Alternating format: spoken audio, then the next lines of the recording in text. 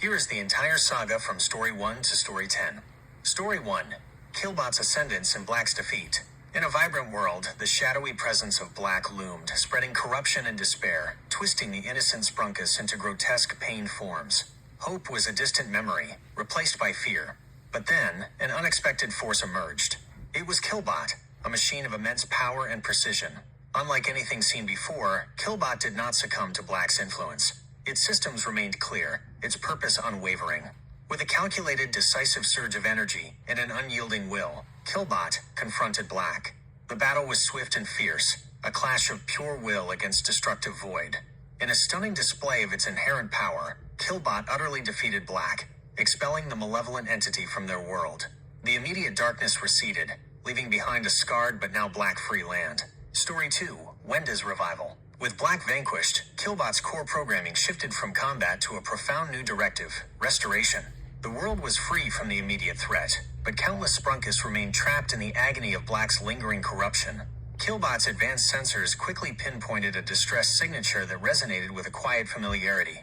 It was Wenda, the cheerful white cat-like figure, now twisted and marred by Black's touch.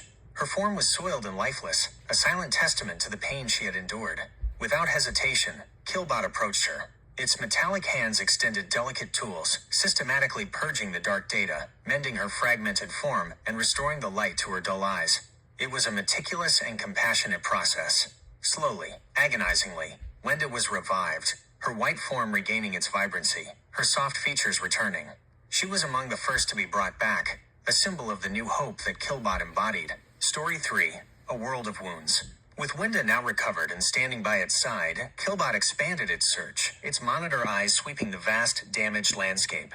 The defeat of Black had been monumental, but the scars remained deep. What Killbot found was a chilling panorama of devastation.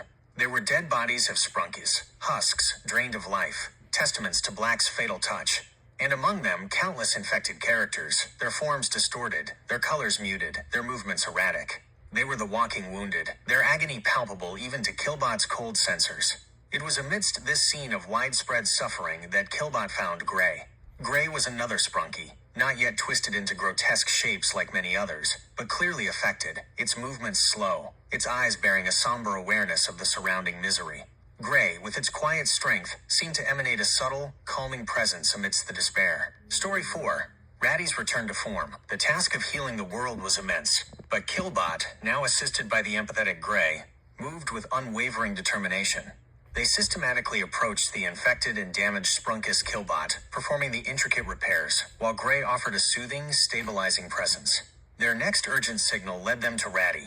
He was a particularly grim sight, his once vibrant red form mangled and disfigured, one eye glowing with the painful red of corruption, the other missing entirely. He was a symbol of Black's cruelest torments. Without hesitation, Killbot began the delicate process of repairing Ratty's fractured body and purging the deep-seated corruption. Gray remained by Killbot's side, its calm energy flowing into Ratty, anchoring his digital spirit during the painful restoration. Hours later, Ratty's form mended, his missing eye regenerated, and his spikes reformed. He was fixed, pulled back from the brink, his vibrant red returned. The team of healers, growing stronger with each success, celebrated another life reclaimed. Story 5. The Fat Virus Strikes Mr. Fun Computer. With many Sprunkis revived and the core team of Killbot, Gray, and Ratty solidified, a new, peculiar threat emerged.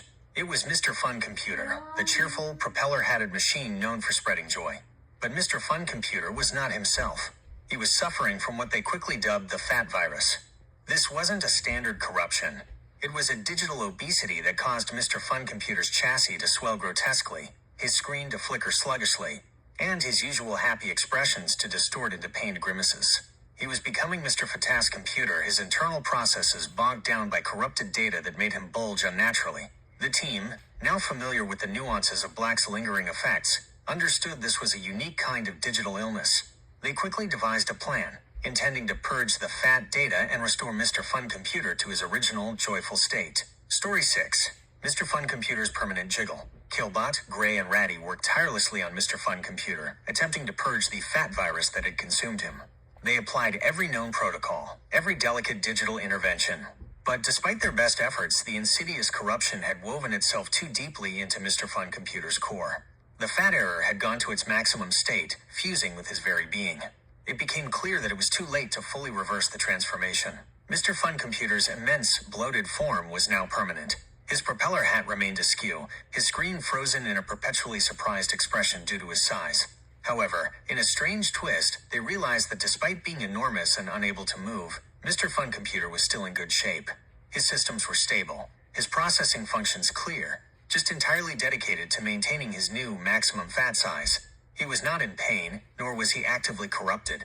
He was simply, unchangeably, a colossal, static monument to the fat virus. Story 7. The Mysterious Green Character. With Mr. Fun Computer now an unmoving, giant landmark, the team of Killbot, Gray, and Ratty continued their exploration, searching for other lingering effects of Black's influence. Killbot's sensors suddenly detected an unusual energy signature, unlike any they had encountered before. Their search led them to a hidden ravine, where they discovered a truly enigmatic sight. Standing tall and gaunt, radiating an eerie, sickly green glow, was a mysterious green character. Its form was angular and jagged, with sharp points protruding from its head and shoulders, resembling dark, gnarled branches.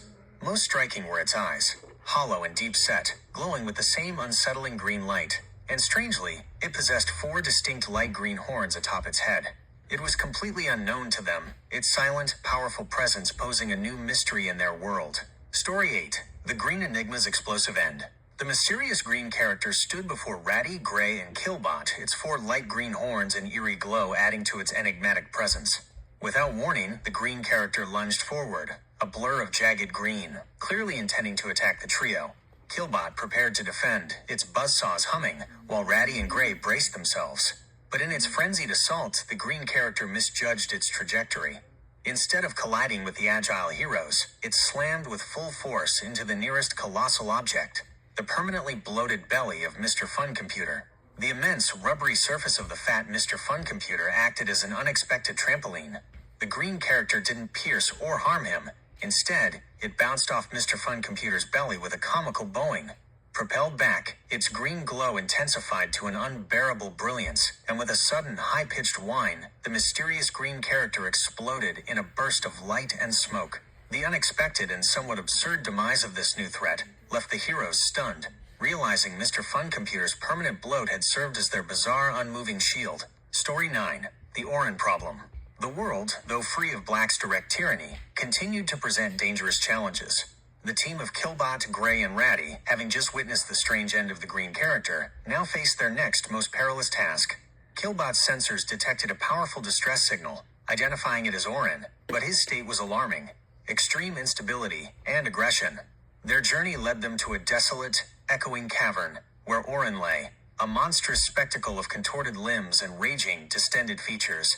He was no longer simply hurt, he was a ravenous, mindless beast, driven by an insatiable hunger, lashing out at anything that approached. Their mission was to revive Orin from this terrifying, consumed state, to bring him back from the brink of being a wild animal. But doing so meant getting dangerously close to him. They knew they had to devise a strategy that would allow them to heal Orin without getting eaten by his tormented, aggressive form. It was a high-stakes rescue that demanded immense courage and precision. Story 10. Orin's Return and the Joyful Jiggle. The perilous mission to save Orin had been a harrowing test, but it ended in triumph. The story opened with Ratty, his usually stoic expression clouded with emotion, looking at a cherished picture. It showed a happier time, with Ratty and Orin hanging out together, both smiling. As he gazed at it, tears streamed down Ratty's face, a poignant mix of relief that Orin was saved and the painful memory of his friend's tormented, ravenous state. The arduous process of reviving Orin had been a success, with Killbot's precise interventions, and Gray's calming presence finally pulling Orin back from the brink. With Orin now fully restored, his eyes clear and his form whole, a profound sense of accomplishment settled over the team. In this moment of shared relief and celebration, their gaze fell upon Mr. Fun Computer, still immense and unmoving in the background. They observed him closely, and a new realization dawned. Despite being stuck at maximum fat, Mr. Fun Computer was still in good shape. He wasn't corrupted or in pain, he was just large. His internal systems were stable, humming contentedly in their own way. An unexpected wave of pure joy, lighthearted and infectious, swept through the group.